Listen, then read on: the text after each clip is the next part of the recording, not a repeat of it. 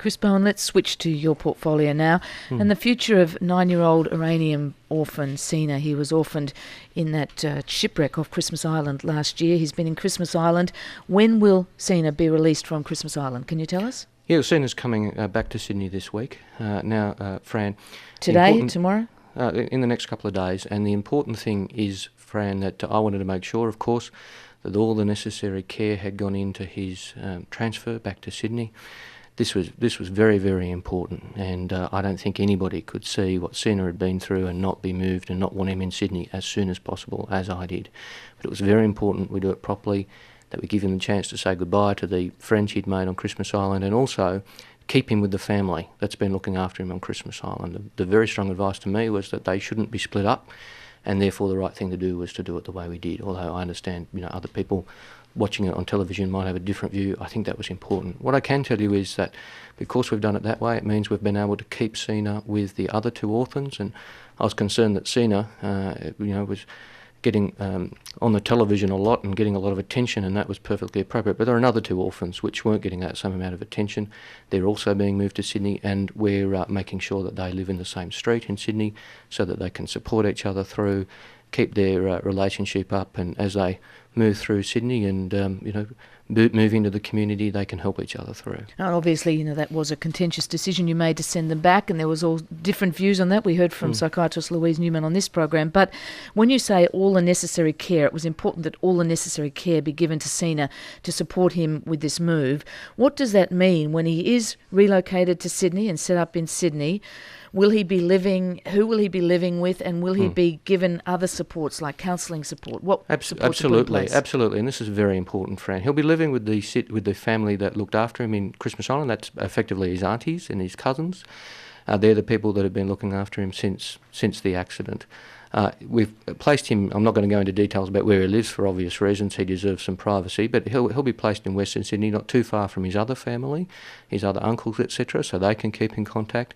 And these are all the sorts of things that we needed to work through to make sure that the transfer of Seena into the community was done appropriately and sensitively. And yes, he'll get ongoing care, of course, he needs that. And that's why when we do this, we make sure that we work with our charities, Red Cross, etc., who help us through this process as we move children into the community. As you know, Fran, we've announced that we're moving children into the community. We do that with Red Cross and the churches and charities. We source the appropriate accommodation. That sometimes takes a little bit of time to find an appropriate house or other sort of accommodation to house these people in. But that's very important, and it's important across the board because this is one of the most important things we're doing, moving children out of detention and into the community. We've said we'll have the majority out by June, and we will. How are you going to have them out by June, Minister? Because I have to ask you this. There's still over 1,000 children in detention. Yes. So far, the figures I've received, less than 60 kids have been released into the community since that promise in October. Why is it moving so slowly? Well, Fran, what you don't do is drop kids at Central Station in Sydney and say you're on your own. You get the accommodation, you get the support in place. Now, since I made that announcement in October, remembering I became the Minister in September, so one of the first decisions I made was the October announcement to release children from detention and put them into the community. Since that, I've approved the move in the community of 160 people. That's 37 young people who are by themselves, we call them unaccompanied minors, and 123 in families. Now, what happens is, as I say, we work very intensively with Red Cross, with Life Without Barriers, with the different church groups that provide support and assistance. We get the accommodation, we get the support in, particularly in relation to unaccompanied minors. These are young people, usually men, sometimes 14, sometimes younger, sometimes a bit older, who've come by themselves, and you need to make sure that they're cared for, that they have role models, that they have somebody looking after them.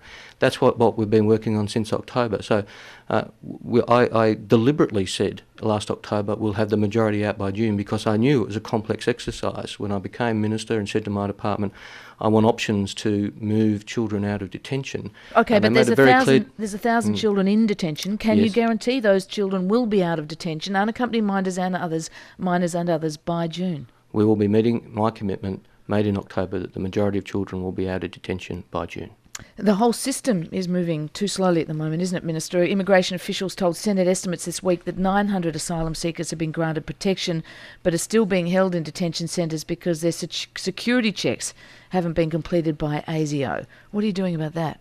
Well, I've been working with Robert McClellan, the Attorney General, on that, and of course, I think Fran, you'd understand that when we have the system we have, you do need to have security checks. You do need to make sure that if people are accepted for refugee status, that they are accepted into the community when they've received the necessary checks from ASIO. Now, that does take time. Excuse me, Robert McClellan and I have been working on a mechanism to try and make that quicker. And we've worked closely with ASIO to do that, but it does take time to do that. But I know ASIO and the Attorney General are very alive to the necessity to do that as quickly as possible. But it does take time, but it is an important part of our process. It's particularly important for many of those unaccompanied minors you were just talking about, because there are hundreds of them. And some people say that the surge in unaccompanied minors over the past 6 months is an effort by asylum seekers to establish, if you like, a family base to make it possible for the rest of the family to applications for them to come later. But what others supporting these unaccompanied minors are saying that at the moment some of them are waiting decisions for over 12 months on their visas, on their applications for refugee status, and they believe there's been deliberate delays there so that some of them will reach the age of 18 and then they won't be eligible to make application for their families. Can you assure us that's not going on? Yes, and I reject that completely, and certainly I wouldn't stand for that. Can I just deal with the issue, Fran, that you raised about why unaccompanied minors come? And I think this is an important issue. I've seen the former Minister Ruddock make some statements about this and others make some statements about this. I think one of the great dangers in the immigration debate is generalisation. We are dealing with people here. We're talking about real people with real stories, and they're all different. In some cases, yes, young people come because their family said, you're the young one, you're the fit one, you're the one who's going to be able to make it, you make it and see how you go. In other cases, it's young men who have lost their fathers, their brothers, and they are the last one standing, and their family says, if you stay, it's going to happen to you. Please get out of here. Please go and try and get somewhere safe. So what I don't accept is this sweeping generalisation, which frankly happens on both sides of the debate, that it's a one-size-fits-all, that either they're all economic refugees, who are queue jumpers, who are not genuine refugees, or they're all people who all have exactly the same situation and background and all should be immediately accepted as refugees. We have a process where we assess each case because, as I say, Fran, these are real people. These are real people. When I visit a detention centre, I see and I talk to, and they all have different stories, and they all should be treated with respect, but we have a process to determine whether they are genuine refugees under our obligations or they are people who are not genuine refugees who need to be dealt with in a different way. Chris Bowen, thank you very much for joining us. My pleasure, Fran. Chris Bowen is the Federal Minister for Immigration. It's 4 minutes to 8.